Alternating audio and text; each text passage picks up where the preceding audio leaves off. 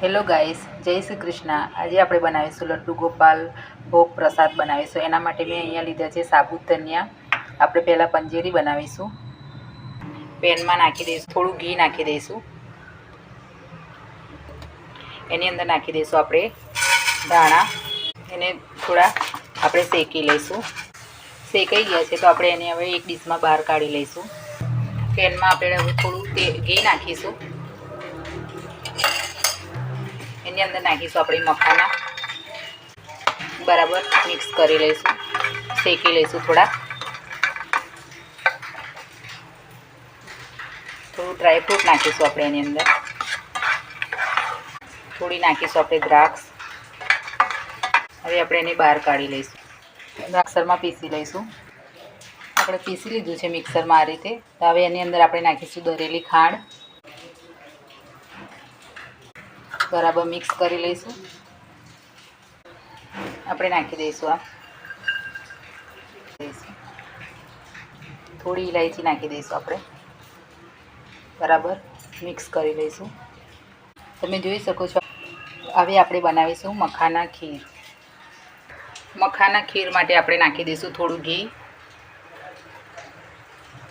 આપણે નાખીશું થોડા મખાના એની અંદર। મખાનાને આપણે શેકી લઈશું। મખાના શેકાઈ ગયા છે તો આપણે એક ડીશમાં બહાર કાઢી લઈશું। થોડું દૂધ લીધું છે ગરમ કરવા માટે। દૂધ ઉકળી ગયું છે તો એની અંદર આપણે નાખી દઈશું એક વાટકી ખાંડ। બરાબર હલાવી લઈશું એને। આપણે નાખીશું મખાના, મિક્સ કરી લઈશું બરાબર। આપણે નાખીશું નાળિયેરનું છીણ, મિક્સ કરી લઈશું। આપણે નાખીશું ઇલાયચી, કેસરવાળું દૂધ નાખીશું આપણે। બરાબર મિક્સ કરી લઈશું।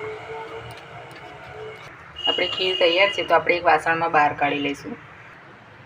આપણે નાખીશું ડ્રાયફ્રૂટ, દ્રાક્ષ, ગુલાબની પંખડીઓ મૂકીશું આપણે। વચ્ચે મૂકી દઈશું તુલસી પત્તું। તમે જોઈ શકો છો। હવે આપણે બનાવીશું પંચામૃત બનાવીશું। હવે આપણે અમૃત બનાવવા માટે મેં દૂધ લીધું છે, એનાથી અડધું આપણે દહીં લેવાનું છે। અડધું દહીં લીધું છે એ અંદર આપણે નાખી દઈશું। થોડું ગંગાજળ, એની અંદર આપણે નાખીશું ખાંડ, એનાથી અડધું નાખીશું આપણે મધ। બરાબર મિક્સ કરી લઈશું। મૂકી દઈશું તુલસી પત્તું। તૈયાર છે આપણું લડ્ડુ ગોપાલ ભોગ।